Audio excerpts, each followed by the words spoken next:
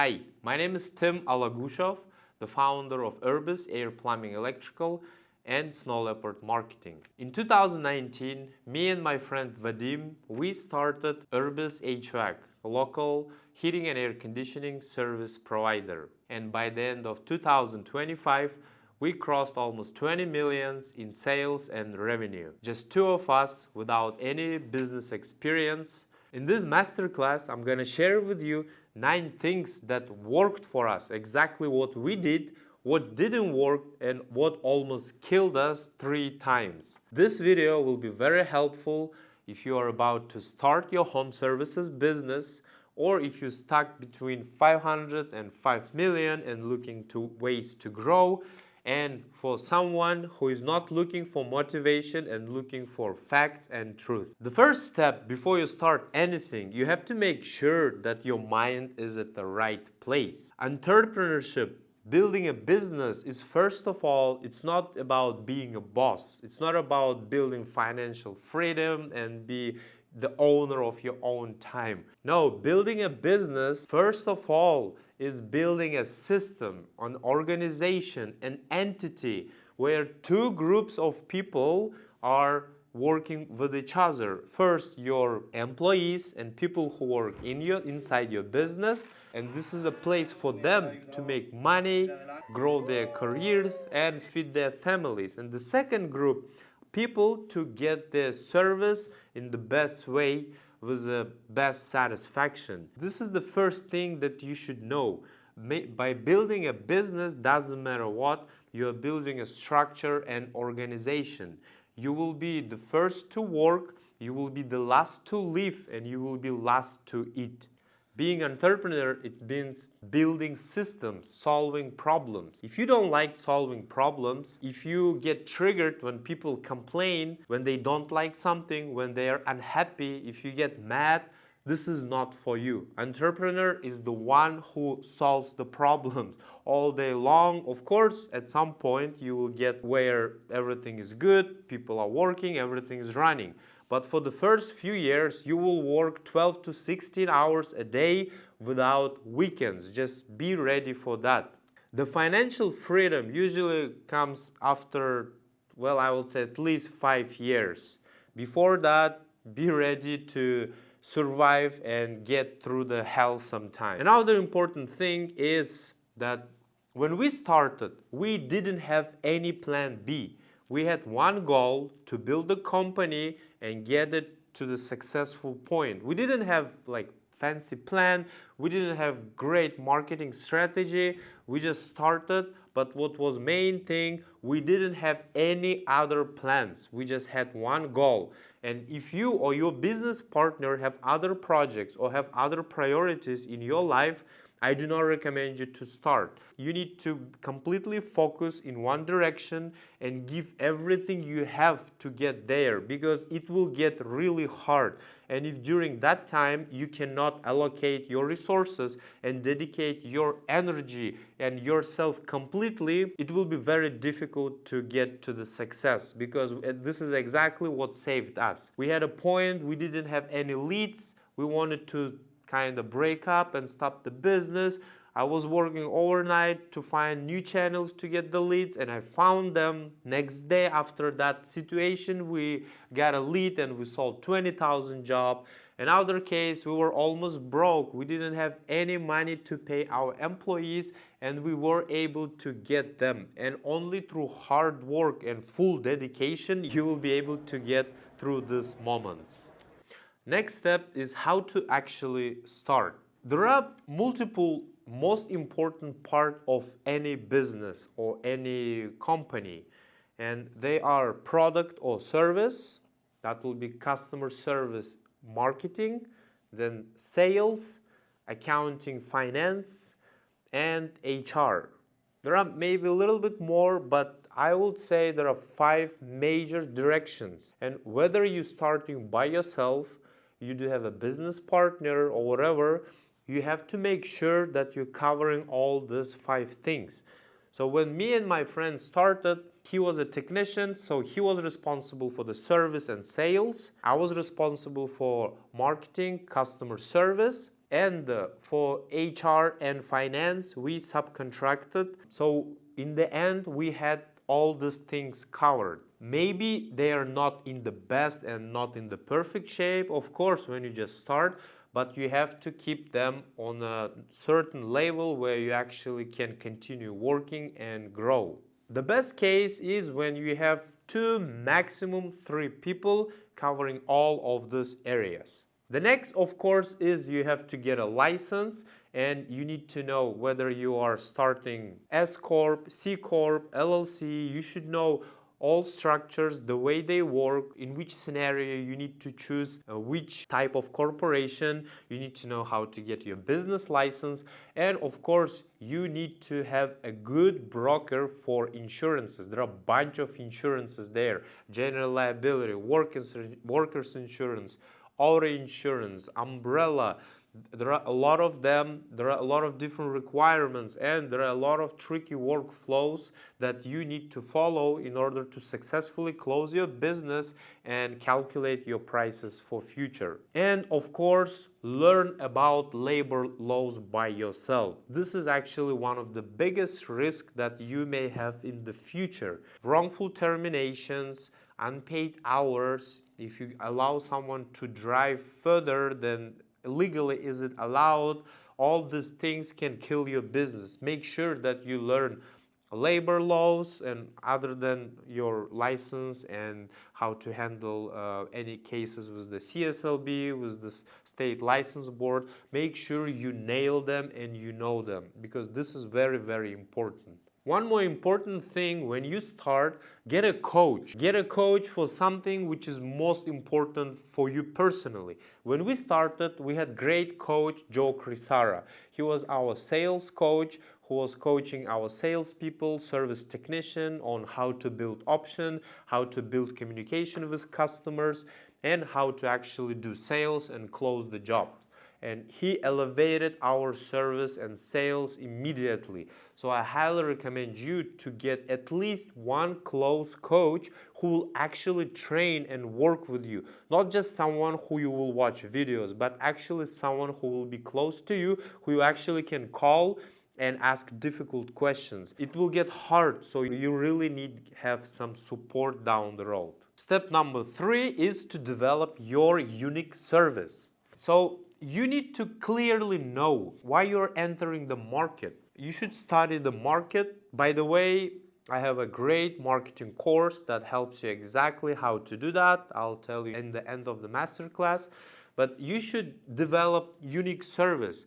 You should have exact things why you are different than your competitors. What you can do, you can study how your competitors work, how they arrive to the job site, how do they advertise, how do they do diagnostics, how do they build options, how do they communicate with client, what's their warranty terms, how many options they build, what brands of equipment they offer. There are a lot of tiny details inside this process, and by learning your competitors, you can develop something unique about your service. Maybe you provide minimum of 2 years of warranty. Maybe you can provide extended labor warranty on install. Maybe you provide some free perks with every job that you do. There are many things that you can go around, and there are a lot of problems in each industry that you can solve. For example, when we just started, we did marketing research. We found out what companies in the market, what their level of service, what price category. So we were able to put us in a unique position where we provided ultimate service for good price, for not expensive. Also, we will talk in marketing section later. What we did, we had pricing transparency. So all companies during that time, they were hiding their prices. We posted all prices on our website, and me personally, I was handling every call, and I was giving clients potential prices that they may have depending on what part or problem we will fix. By doing that, we built transparency in our service, and we were unique in that part. That's why we were pretty confident going into market. So this is very important. You need to exactly answer the question why people should choose you other than your competitor. what problem do you solve, what mission do you have, what values you have. So you should know all of these things to successfully enter the market and successfully grow and be different. The next, of course, is building right marketing strategy.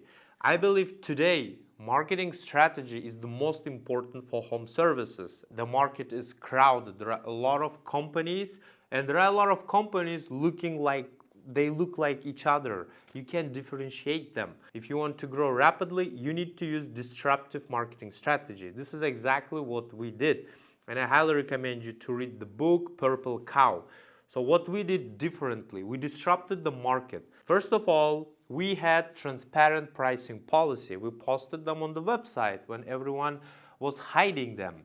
That already gave us huge advantage. The second, we got very colorful logo and branded trucks thanks to KickCharge. They helped us to elevate our branding. So we were the first company in our area to have such colorful branding trucks that you can see from very far. And of course, we provided amazing service. So all of that helped us to enter the market and disrupt it immediately. So study disruptive marketing. I also recommend you to study moving company Piece of Cake from New York. They disrupted marketing so quick. This is a very great example how you can build different brand. Next thing is that you need to do marketing research, and you need to figure out, are you premium, are you mid, or are you low cost? This is very important so you can build your services prices to build sustainable business model. The next important part is, this is what I did in the very beginning. We live in digital marketing right now. So when we started with my friend, we even didn't have friends with homes to call them and tell them that, like, listen, we have a service that you can use. What I did, I went really hard on digital marketing, and I found out that there are many companies, one company on Yelp, but they are not on Angie's, one company on Thumbtack, but you can see them on Google. So what we did, I went hard on all possible marketing channels. We were absolutely everywhere, even on Craigslist. I was updating our post every day, hoping that we can get some leads from there. Even Home Advisor, we were everywhere. Of course, down the road, we started getting rid of marketing channels that didn't bring us right leads. But if you're just starting, you know, your main job is to have jobs. So make sure you're everywhere. And again, on my marketing course, I'll give you exact step-by-step strategy how you can do that and how you can be on top of every platform. So what didn't work for us in marketing in the very first years was Google Ads. If you do not have a really strong agency or someone who can run your Google Ads, who understand the whole cycle, how it works, and if you don't have like 5,000 that you can potentially spend and get nothing, do not start Google Ads. This is something what didn't work for us in the very beginning. Later on year 3, we found good agency. This is where we launched Google Ads. But if you're just starting, I recommend you to stay away from that. The next thing, I call it job completion loop. So if you figured out already everything, you're getting jobs, you need to make sure that every job is finishing the same. So you need to build processes and stages of every job. From a very early stage when you just receive your call, it also related to customer journey, to booking the call, when technicians start driving there, how many options they will build, how they complete the job, what do they say. And in the end, you should get review and referral, so the loop starts again. That's why it is called job completion loop. And you have to fight and work with your team members to follow the same structure all over again, to get the call and in the end to get review and referral. Get a call, complete job, get review and referral. And you should work hard to get to that point where every job from the start to finish the same. So when we just started, I was a CSR, I was a dispatcher, I was the one who answers the call, and I was the one who in the end was making happy call. So that was a very good experience for clients. when they had one person who is answering the phone, who is dispatching the technician. If they didn't purchase any estimate, any option, I was the one to call and ask what was the reason, what was the problem. And when the job was done, I was the one who actually getting review if technician didn't do. So I was at every point defending every step of the process. And then when we hired more people, now we have a bunch of CSRs, we have a lot of dispatchers, a lot of technicians, but we build the processes to make sure that every job follows the same structure and finish the same with review and referral. When I was working on building this process, we had a lot of different problems. For example, we had a case where customer calls, ask about availability, and when they were not happy, they just hang up, and CSRs didn't fight for the call. They didn't call back to offer alternative discount. So I was listening to the call, I was personally calling back to customer, asking them, then going back to CSR, explaining them. We had a case where technician didn't sell anything and was just leaving without scheduling any follow-up call. We had a case where technician didn't get review after they finished the job, so I was calling back, asking why they didn't do that, asking can you do that, working with the technician itself. So there are a lot of, if to break down all processes from start to finish, is going to be a huge book, but start from something. And this is what we will talk in the next section. Write handbook for absolutely everything. This is what our kind of problem in the very beginning. My problem was, to be honest, I hated writing downs. I was doing many things naturally, but when we started hiring people, our problem was that we were hoping that they understand. When you explain them, they will get it and they will follow that. This is something that you should not be doing. There is a rule. If something is not written down, if there is no instruction how to do that, and if you don't do training, and if you don't get a signature from the person that they understood it and they will follow the same process, they will not do that. That's why you need to build handbooks for absolutely everything. We have handbooks starting with marketing on every channel, how to handle every channel, how to build the ads, what's the frequency of posts, what pictures to upload, even like the colors of the pictures. Then we move to CSRs. They have a handbook what to say when they just answer the phone, how they handle the objectives, what to do if customer is canceling the job. And then it goes on and on. Then it goes to service technicians, it goes to install technicians, it goes to your comfort advisors, how should they build options, how they should do diagnostics, the service techs. For the project management team, how to handle the projects, how to schedule them. Every little part of every process should be broken down into the handbooks. Even if you don't have time to do that, right now we have AIs, they know more than anyone else. Just start with something, but make sure not to use AI just blindly, like, hey, build me a handbook for this, and just throw it to your CSRs or whoever. You need to make sure that the process actually reflects the real process, and you need to make sure that you actually train them. So very important, do them by yourself first in the very minimum way, then see how your actual process works right now, and then use AI to enhance them, but do it gradually so your team actually have time to absorb it, to learn it, and they have time to actually execute it. Another important part, in our company, we update our handbooks almost, at least once a month, few times a month. We're consistently learning. When we hire people, we already tell them that, hey, this is a startup. Even yes, we are a medium-sized company already. You're gonna see a lot of new processes every time. We're gonna improve the inventory. We're gonna improve the inspection process. So if you didn't update your handbooks more than 3 months, this is not right. You consistently have to upgrade, have to improve, especially if you want to grow fast. So this is very important part. The next step is to learn to build your team around your values and to learn to find people who actually match those values. First of all, of course, you need to start with yourself and with your company. Write down real values, not something generic like customer satisfaction is #1 priority. Like everyone says that. What exactly it means? For example, if you want to fight customer satisfaction, you need to put that even there is a complaint, there is a single complaint, we will face it and we will work with customer until complaint is fixed.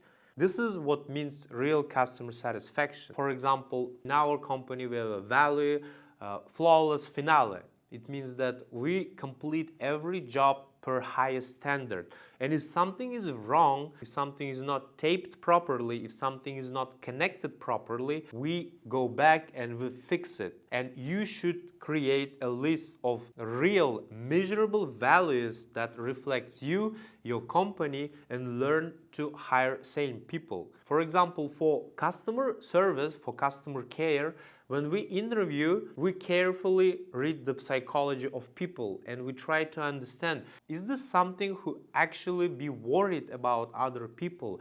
Is he or she someone who actually cares about people? I mean, if you will hire someone who has a mess in their car, at their home, trust me, they're gonna create mess on the job site as well. This is something that will never work. That was our mistake. We were hiring people, I mean, they look good, so you think that yes, you can train and teach them to change certain things. I'll be honest with you and direct with you, it's not gonna work. If someone is messy, they're gonna be messy all the time.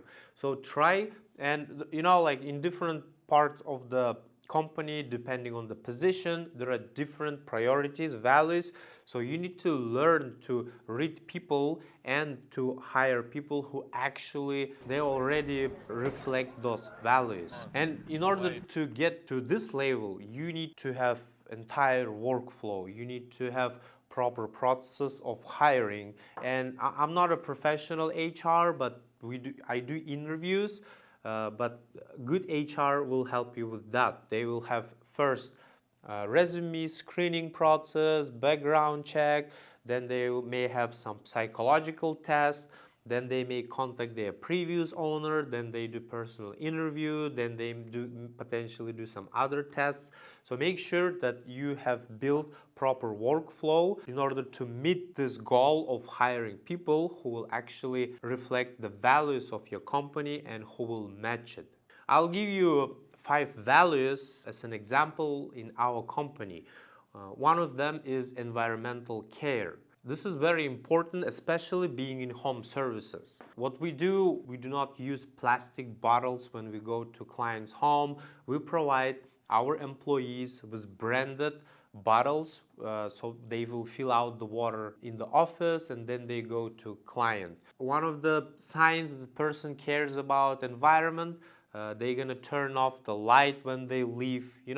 This kind of things are very important, and environmental care is very, very important. It matches the energy efficiency. So when people go to a client's home, if they have this kind of values, that will be reflected on their service. Another one is consistent two-way communication. This is a value in our company. For example, when you text someone, hey, we need to do that, so that person has to message back whether it was done, whether it was delayed, whether someone else was involved.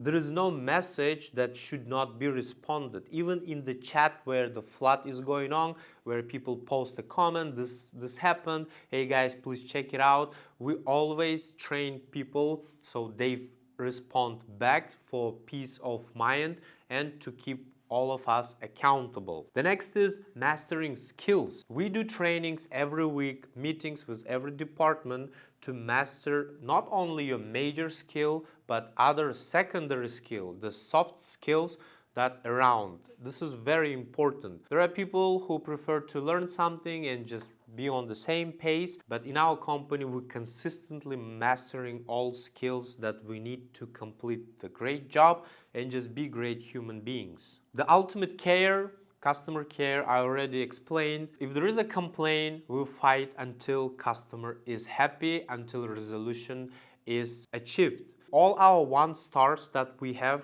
we work on all of them. Sometimes it takes few months, few weeks, sometimes it takes a year. We never leave client unhappy. We consistently reach out to them to resolve the problem, to improve the service, to give them some free tune-ups or maybe some gift card if we were not able to deliver the service for the price they paid. This is what's called ultimate care, ultimate customer care. It's not just the statement.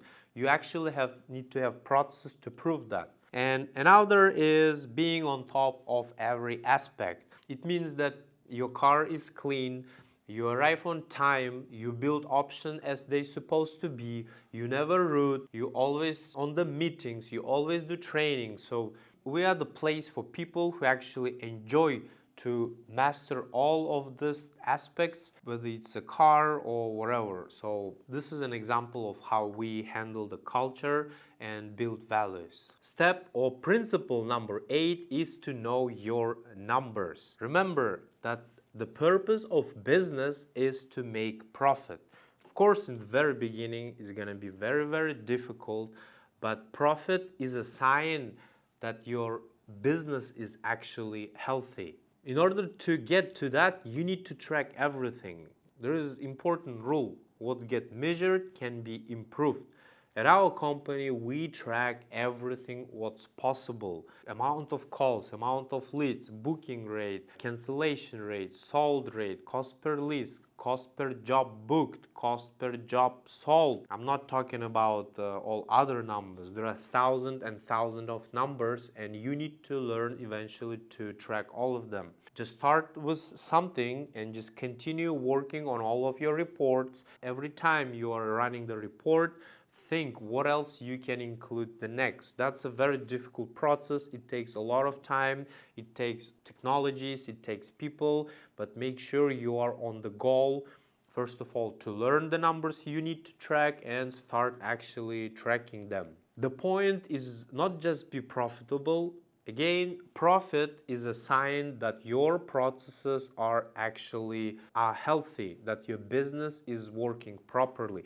That's why net income and profitability is very important. It's actually gonna hunt you if you will decide to sell your business. If your net profit is low, the multiples will be on your net profit. So you may end up selling your company for a very low price, and it might not be worth it of working so hard during all these years. Set revenue goal per each technician. This is very important. You should have revenue goals. You should have even other numbers inside that, not just naked revenue, but how many repairs they need to sell, how many turnovers, flips to comfort advisors they need to do. If they're a plumber, how many water heaters they need to sell, how many service call they need to convert, what should be their conversion number, how many membership they need to get, how many reviews they need to collect. We start everything from planning. I actually provide more information in my marketing course where we calculate the marketing budget depending on the number of technicians. By setting the revenue goal, we track the previous data that we had from past periods, and then we use that data and we apply it towards the next period, whether it's a year or quarter, and we add slight realistic increase in order to meet realistic data. But the whole point is set goals for every employee, whether this is a CSR, salesperson, whoever it is, and of course add bonus system to achieve higher above numbers. There are two important key numbers. To stay in the market, you can at least pay your bills, pay the rent, salary, and the number where you are becoming profitable. This is important because if you don't know the number that will allow you to stay in the business, you can go bankrupt. So you have to defend every process and all the numbers in order to, number one, stay in the business. And after that, you will start improving the processes and improving your numbers to become profitable. And make sure that every job closes in profit.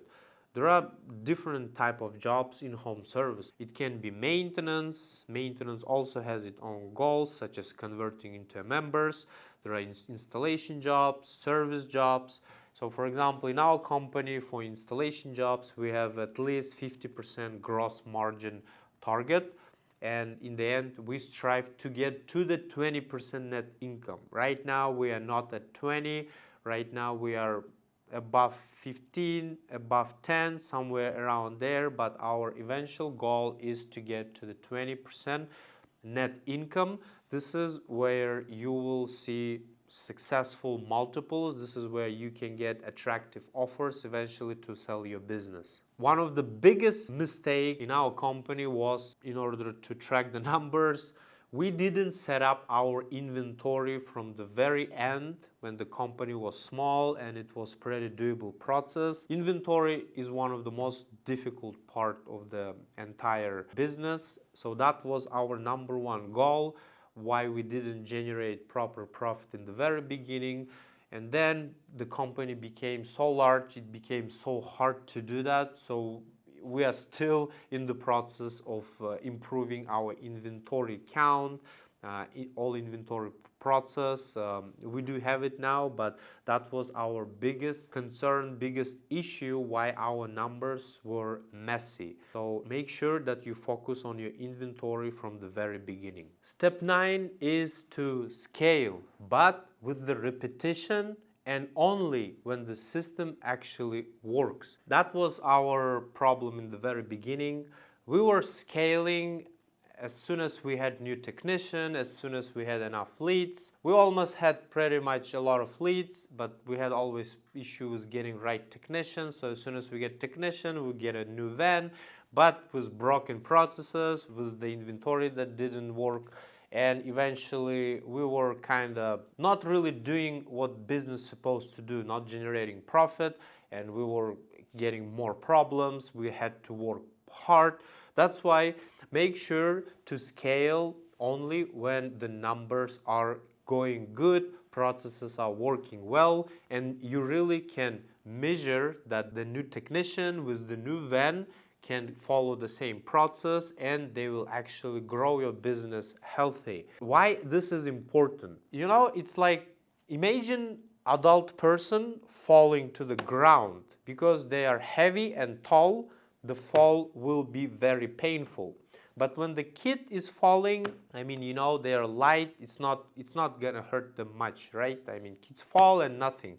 What I'm talking about, if you will grow your business with wrong processes, and if you will fail, your fail can be so hard. It can cost you so much money and it can cause you so many problems that you can go so back, or you will have to go in a large debt in order to get out of it.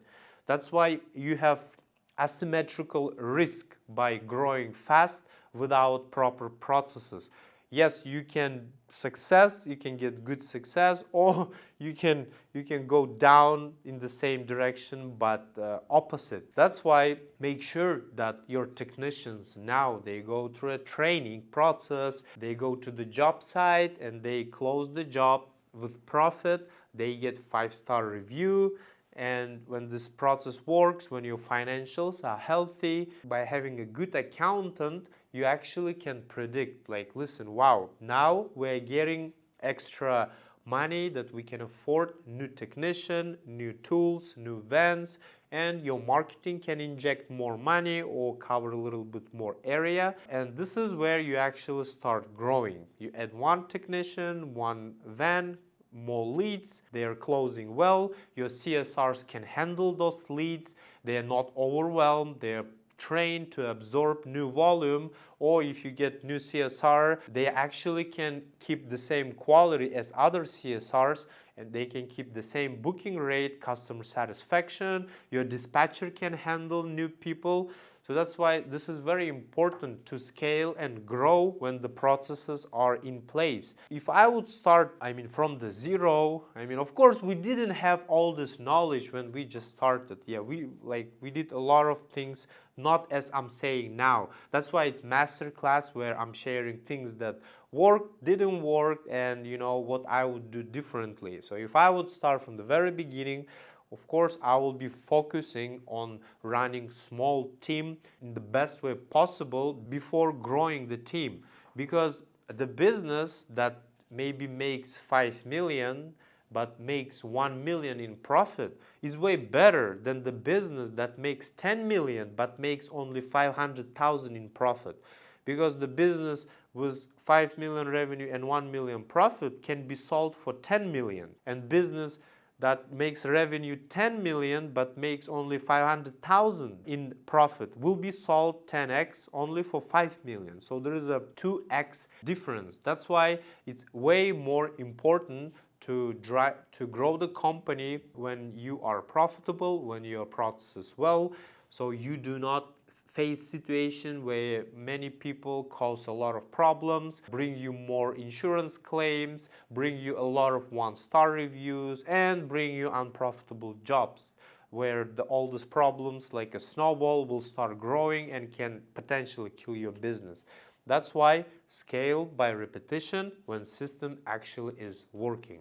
So quick recap. We went through building right mentality, expecting to be problem solver, and having no plan B, going all in. We discussed to start right, to nail all the main aspects of every business, and getting a coach. We also talked about building service that is actually different than any other competitors. We talked about building disruptive marketing strategy, actually doing marketing strategy, and be everywhere as much as you can and be on top of everyone. Running every job the same by building infinite loop.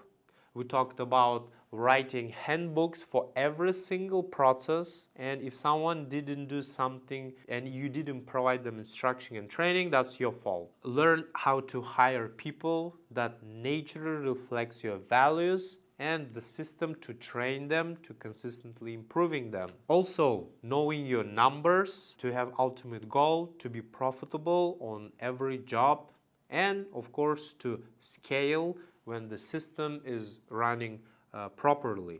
What I would do differently, of course, in the very beginning, I would invest more in learning and in building more processes. I will more focus on inventory, and I will be focused on profitability, because it's way better, as you see, to scale the company that actually working well. You will have more peace of mind, and you actually can make way more money. What helped us, this actually duo of a good technician. Vadim, my friend, is an amazing technician.